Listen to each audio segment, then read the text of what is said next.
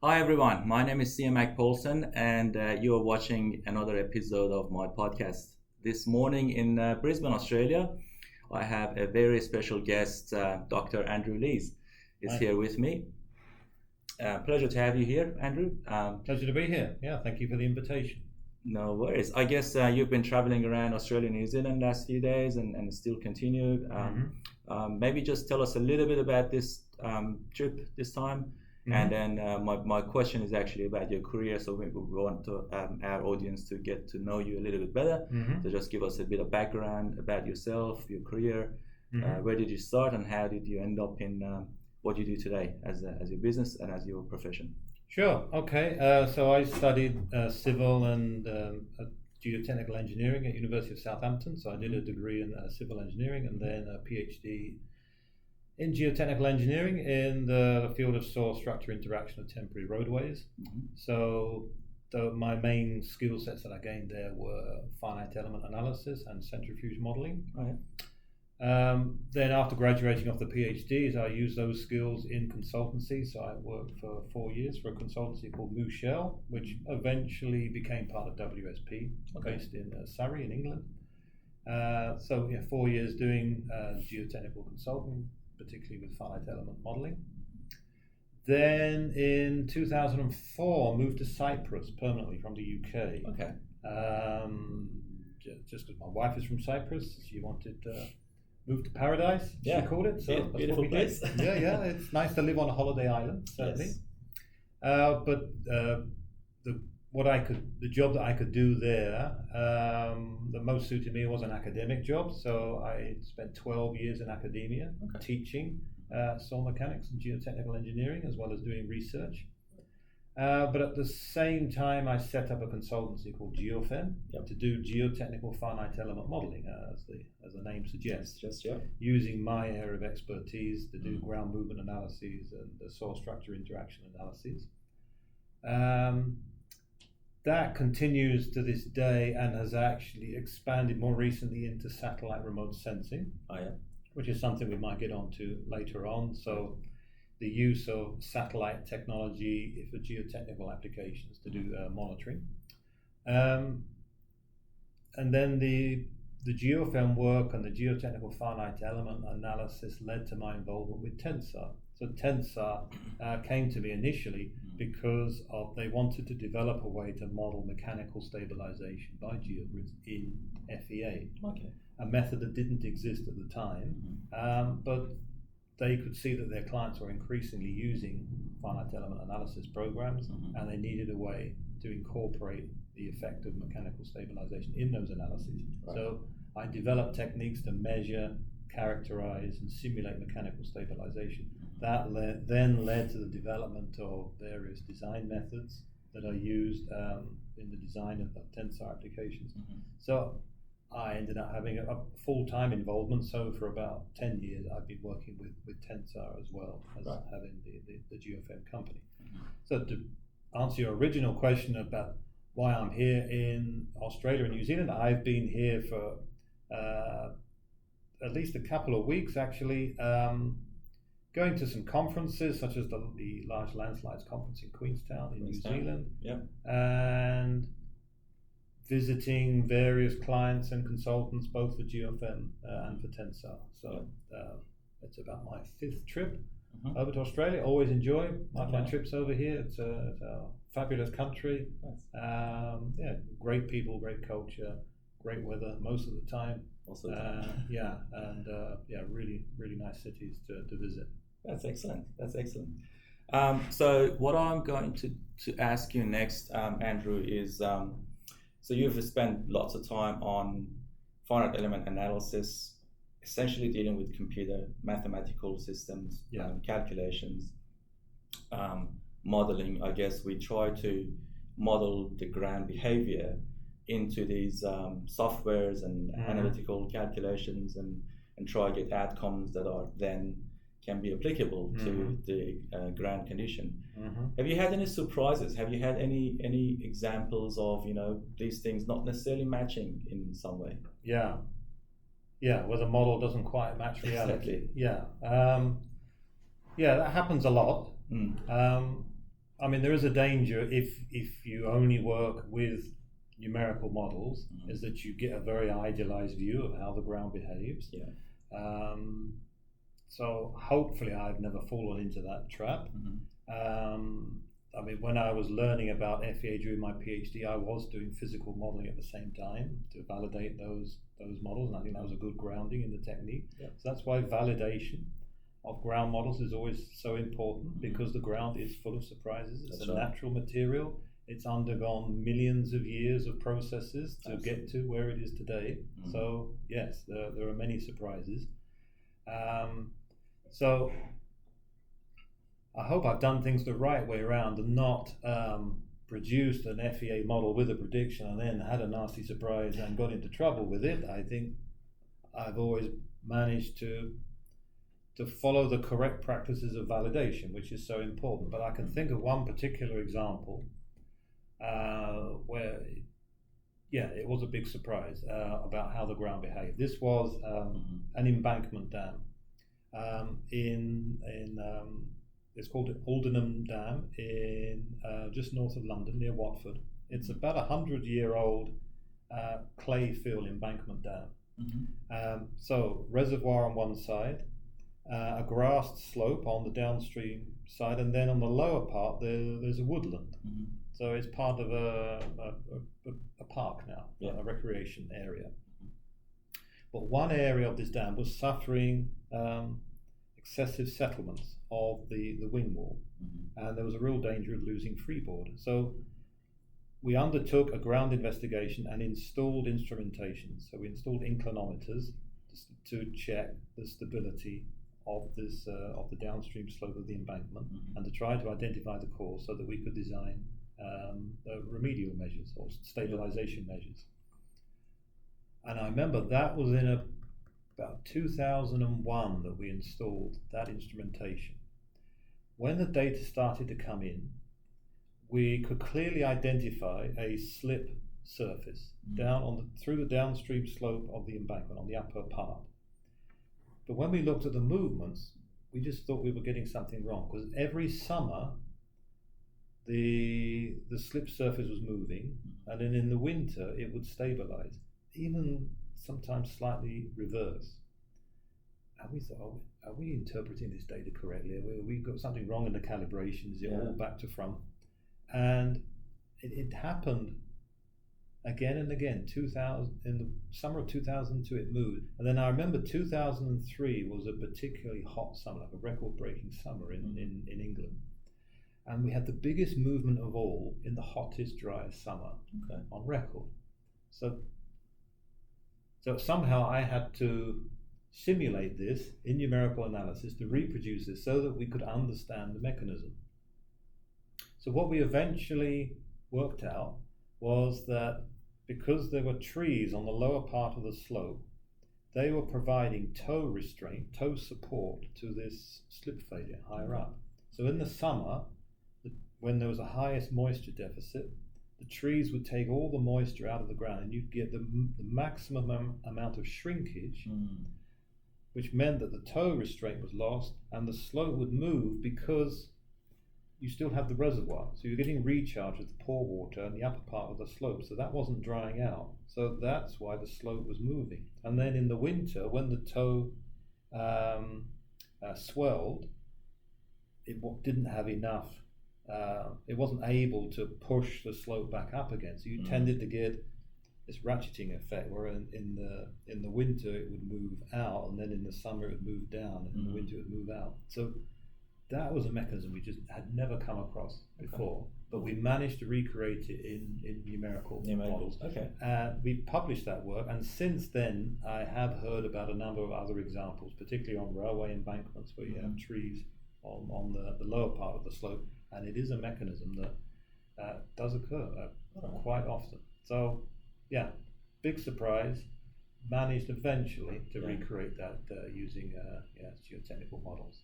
That's excellent. Any reference to that paper, if any of the audience wants to read that? Canadian Geotechnical Journal, I think. Look for my name, and I'm one of the authors of that paper. Yeah, very good. Well, I guess the next question I wanted to ask, because I know GFM as a partner of our little organization, Tailings News, we have published many of your work in recent months. I guess the focus has very much been on remote monitoring, and that is a service that GFM provides. So I just wanted to ask you about that, and so I guess you obviously speak with your clients who are probably in mining industry, and mine managers not necessarily convinced specifically with remote sensing what value it provides to their business in terms of safety and stability and ongoing business. How do you do that? Like when you speak with a mine manager, what sort of conversation you normally have with them to somehow convince them in terms of the value that this provides? Sure. Well, let's assume that they are interested in managing the risk of a tailings dam. Okay, if we have to convince them of that, then that's a different story. So I'm assuming that yes, they are already doing monitoring of some kind of tailings dams to manage them safely, to help prevent these terrible failures that have occurred all too often. So if they're already using ground-based data, I think the approach that we take at GeoFM is not to promote this satellite data as just a magic wand that's going to solve all your problems. And if you get all this data, then you don't have to worry and you're not going to get a failure, because that's very far from the truth. That's right. What is important is the interpretation that goes with it. And we would also not promote satellite data as an alternative to the ground-based monitoring and inspections. They complement each other. I think the more sources of information you get, as a geotechnical engineer, I know very well that the more information you have, the more data and the more independent sources of data that will allow you to compare one with another and to improve the reliability of the data, the better. So we have many examples where we have the satellite data, and through our own geotechnical expertise, we're able to compare it with the in situ data, work out why there may be some anomalies, but also to make good use of those cases where they do agree. So that gives us more certainty about the data. And particularly with tailings dams, interpretation is very important. It doesn't help the mine manager just to give them lots of data and say, there you go, that's for you to interpret and to work out. We can provide, with our geotechnical expertise, that interpretation that goes with it. So tailings dams are difficult to interpret because they are evolving structures all the time. So tailings are being deposited all the time. Often the tailings dams themselves are being raised at different times. So the big challenge with displacement data is trying to separate out those consolidation settlements due to the deposition of material from movements that are indicative of potential failure. So that if you know the signs to look for, there are some telltale signs that you're getting something that is more a shear induced deformation as opposed to a consolidation deformation. So that's really the key to avoiding the risks of those failures. So yes, to answer your question, I would promote it to a mine manager as a means to reduce the risk, to provide more reliability in the data, and in our case to provide that interpretation for them, so they actually get actionable outputs rather than just data. It's recommended actions to address what may be a higher risk of a failure occurring. Yeah, excellent. Well, I think I want to go just maybe one step back when you were talking about your work with Tensar, the stabilization of the gravel or soil, and essentially that's mechanical stabilization. You mentioned that you had developed a method or something that is being used in stabilization analysis. I just wanted to ask you about what you reckon being let's say a biggest myth in this situation, like when you think about stabilization, and there are methods available, like products available in the geosynthetics industry. What do you think that myth is that people most need to know about? A good question. Yeah, there are many misconceptions regarding mechanical stabilization. So we have very good evidence, particularly recently from CT scans. So CT scans are the same devices that are used in hospitals. You can use them to see inside soils. Okay. So we have experiments where we have columns of aggregate, one with our stabilizing geogrid and one without, and you apply some sort of load on the top. You can see that every particle in the case with the geogrid is restrained against movement. It just moves less, it rotates less, it moves less throughout the aggregate, and we call that mechanical stabilization. So much less particle movement when you compare it to the case without the geogrid. And that fundamentally changes the mechanical properties of the aggregate. So strength of aggregate comes from two sources. One is interparticle friction. So the geogrid doesn't alter that. The other source is the ease with which particles can rotate. So shear deformation is much easier when particles can rotate. So if you have a rounded gravel, it has quite low shear strength because the particles can rotate easily. If you have an angular crushed rock aggregate, it doesn't rotate so easily. You get improved interlock and higher strength. If you now add geogrid so that the particles can't rotate, then you are fundamentally adding higher shear strength to that material, and that is what mechanical stabilization is. And I would say the biggest myth is that in the case of stabilization is that bigger, stronger, stiffer geogrids are better. So that is a big myth. We see a lot of people fall into that trap. So we have derived ways to measure mechanical stabilization with our geogrids that are not designed to act in reinforcement in tension. They are designed to mechanically stabilize the aggregate. Then somebody may see a geogrid that is stronger in tension, and the myth is that therefore that is going to be better at mechanical stabilization, when actually it's the reverse. It's important not to forget that what we are building here is a composite. It's not all about the geogrid. So if a geogrid performs very well in tension in air, okay, that's good for that function. But in the case of mechanical stabilization, we're building a composite. So the aggregate is also important. So the strength of that aggregate also contributes sometimes a more significant part of the strength than the geogrid. So if you have a big geogrid element in there, when you construct the aggregate and you do the compaction, you actually get quite a lot of disruption to that compaction, and you are left with quite big voids and lower relative density around that geogrid. So even though your geogrid might be strong, you're actually losing some of the mechanical properties of the aggregate. You're losing some of that interparticle friction. So overall, the effect is negative. You actually get a reduction in the overall strength of the composite, and that's something that we've seen from our own testing that we've done. So in the case of mechanical stabilization, a geogrid bigger is not better. That's the myth we need to bust. Exactly. That's very interesting.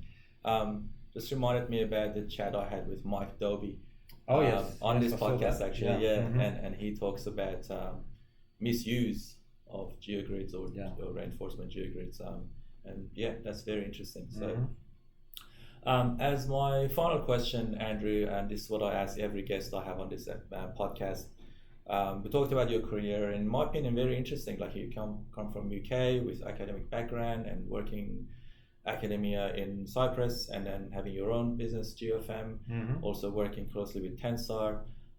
So throughout your career, what do you think was or has been the highlights, or maybe a couple of highlights that you had? Everybody looks at this or answers these questions differently, and that's what I enjoy. So what is the highlight, and why do you think that is your highlight?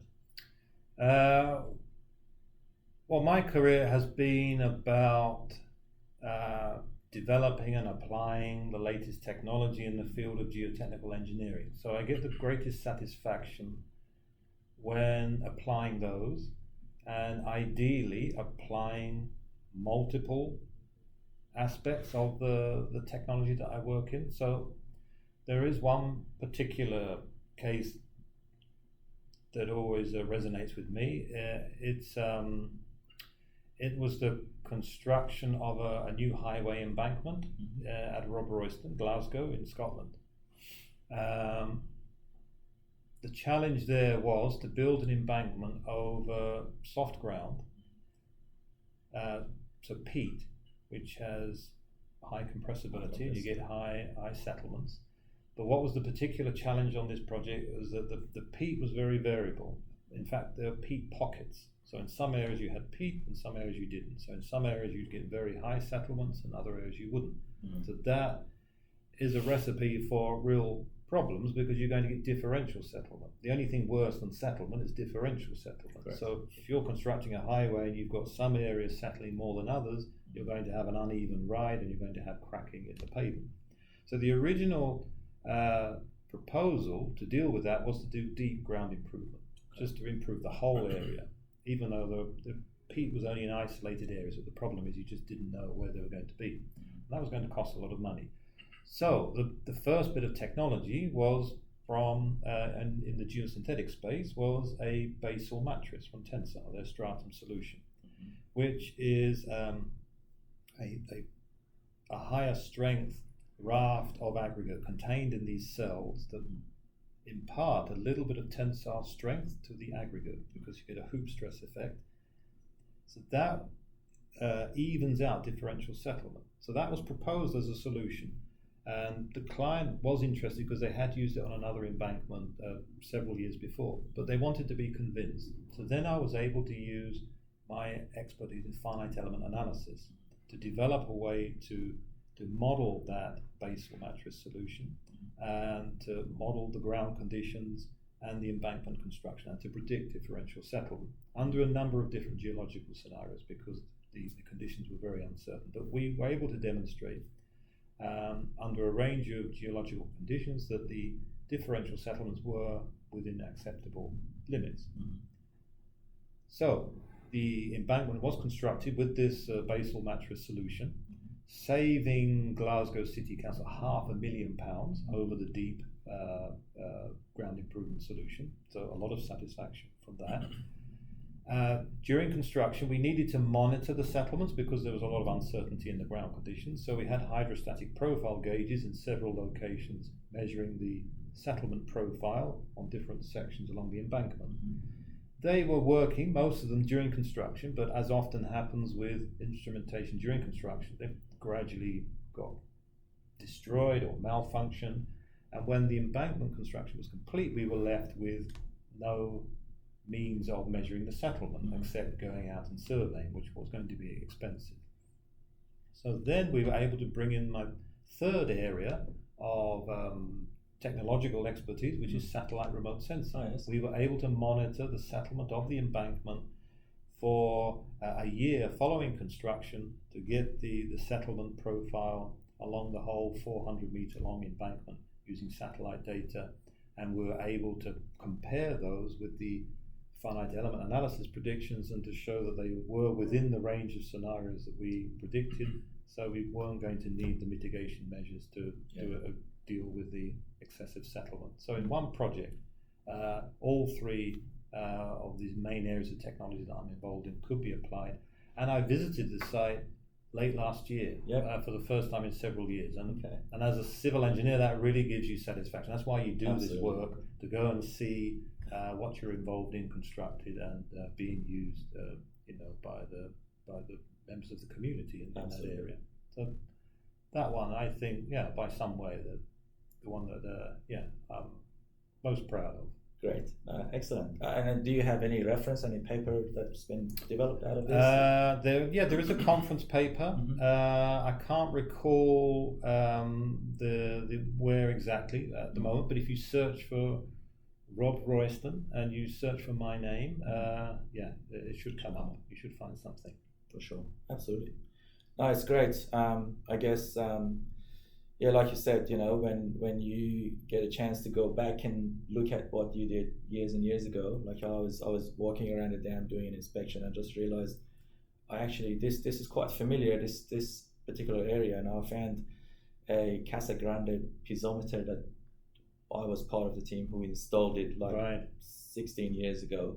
Right. So I went back and found it like in the middle of grass and all of that, and just opened the lid, and I saw my name in there. So been there for like 16 years or something at that time. So it's always interesting to see that still going, still standing and working. Mm-hmm.